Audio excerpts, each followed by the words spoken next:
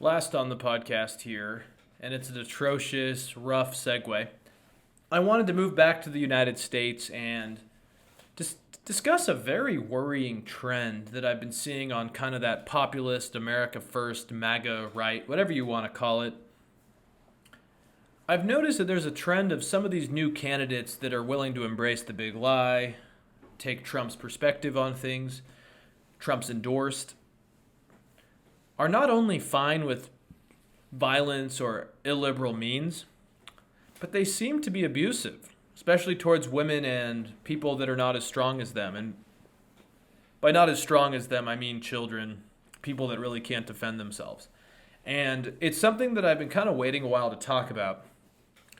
But you see this, and I'm not trying to be too dramatic, but you see this throughout history because it seems to tell us that this is a feature of fascism, in which violence isn't just part of the movement, but it's almost a feature of it. And I just want to go into some of the candidates for 2022's midterms who are the ones that have embraced the big lie, are willing to work with Trump. And and not all of them, but there's a good amount of them who have records of abuse, domestic violence, anger, and this view that women are, having too much control and need to be taken back. It's like this violent form of misogyny. And it seems like violence is part of the plan here and I don't have to really tell you guys that. If you look at January 6th, for example, we all saw what happened that day. But anyways, yeah, I'm just going to list a few people here just to give you kind of an idea of what I mean. So this first guy, I believe he's actually not running anymore, but he's worth mentioning because apparently he actually decided to step down because some of these other guys haven't. And this is Sean Parnell, who I've been hearing about for quite a while now, and he's a loser. He's a right-wing Pennsylvanian activist. By the way, just side rant really fast. I hate the term activist anymore because people use it for just too many factors here.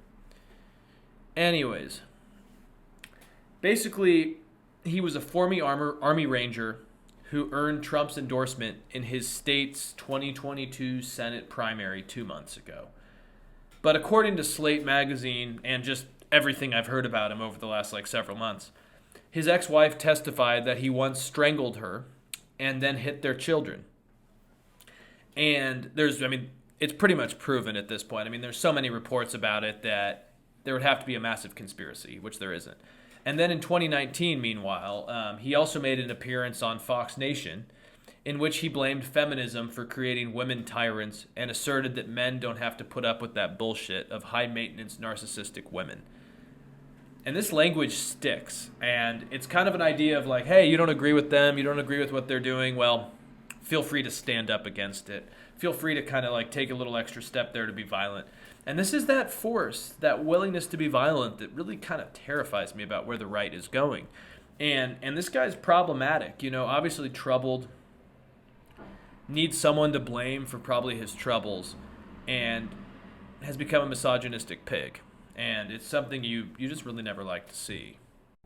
Then there's another example in Ohio's 16th district. I don't know if you guys remember, there was the Republican Anthony Gonzalez who decided not to run for re-election because, the Twitter mob of the MAGA American populist right wing were, giving him and his family death threats. Ex-football player. He's one of the only people in his party who voted to impeach Trump after January 6th.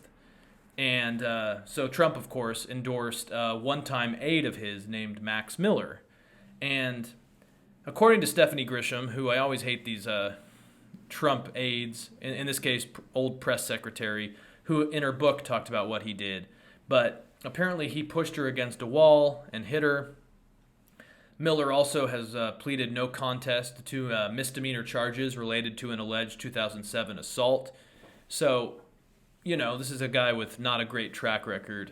A guy, again, who seems to find that violence against women is okay. And that seems to be a trend. And it seems to be Trump's willing to be fine with them as long as they're loyal to him, which is a very worrying trend, in my opinion. Moving on, there's also Herschel Walker, who's got a lot of coverage. He just seems like someone who should not be anywhere near the Senate. But basically, side note, he said, how can evolution be true, and how can how could humans have evolved from apes if there's still apes out there? He's also not endorsed critical race theory. No, he did not endorse critical race theory. He's called it CTR, and then also just said it's total bullshit. But he was, an ex-Heisman Trophy winner, football player, who I think does have some brain damage from that, and some of his actions do seem to point to that. Now, I'm not trying to be insensitive to mental health, but this guy does clearly seem to have some issues. But there's a lot of reports of just his instability. There's even Republicans inside of Georgia who have said that he should be barred from running due to his history of violence towards women, to himself, and just to society, from what I've seen. According to USA Today, Walker's ex-wife, Cindy Grossman, noted some of his outbursts in their divorce proceedings. She basically said, in quotes, "They were physically abusive and threatening behavior." And the article continues, in quotes, "In 2005, 4 years after she had sued for divorce, Grossman returned to court for a protective order after Walker repeatedly voiced a desire and an intent to kill her and her boyfriend.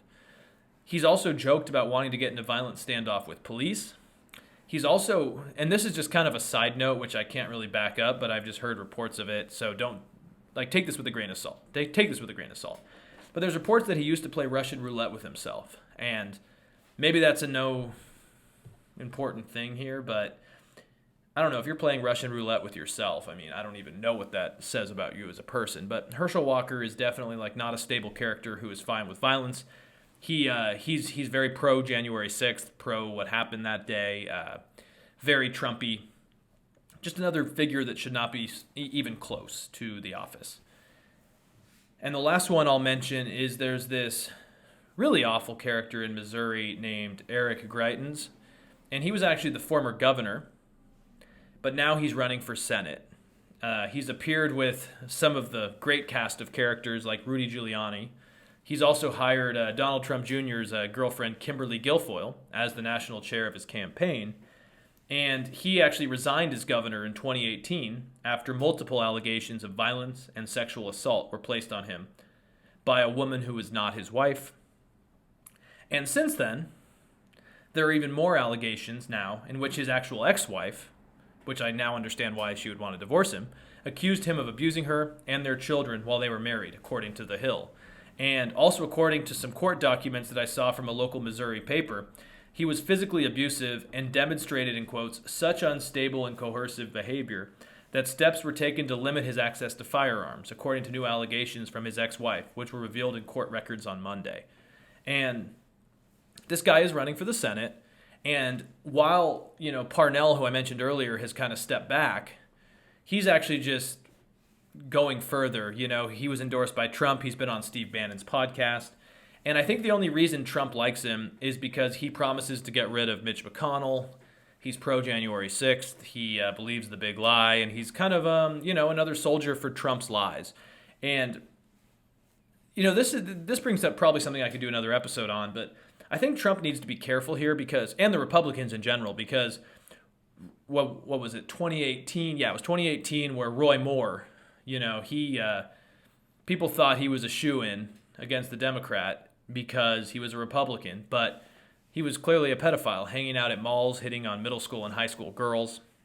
And people thought being a Republican who was endorsed by Trump was enough. And I think Trump needs to be careful here, because he should not just go with anyone who supports him and endorses the big lie. There are bad people out there that a lot of the public may see through. And yeah, this Greitens guy, he just seems to be a foot soldier for kind of the MAGA movement. And he's just doubled down on all of this, and he really wants to get rid of Mitch McConnell. But I know they talk about how, the midterms are just going to be such a problem for Democrats, but some of these candidates, I really hope that the American people can see through it, and maybe we could see a Roy Moore type of scenario with some of these people. Now, in a bigger context, and I'd like to talk about Lauren Boebert. She has quite a fascinating history, but I don't really want to get into it because she married her husband when she was underage, and they've both been arrested for domestic violence against the other.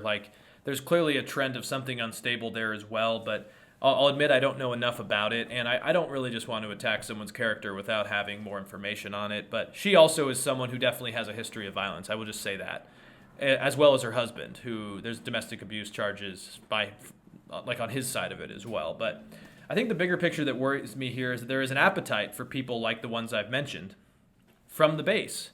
These people wouldn't even be figures if Trump and the base weren't supporting them. And that just shows you of this kind of media propaganda ecosystem we're in, is where values are clearly being thrown out for loyalty. And there seems to be an okayness. Oh, it's not a word. There seems to be an acceptance of violence towards the most vulnerable, mainly women and children, just because these people are on the good side of Trump. And that really worries me. Anyways, lots of rosy topics today, as always. And let me know your thoughts. Are the Republicans going to do fine with these? Are people going to push back? Let me know. Again, I'm on Apple Podcasts, iTunes, Spotify, YouTube, Podbean, all that jazz. And I'll be back on Friday with another episode. So I thank you guys and have a great rest of your week.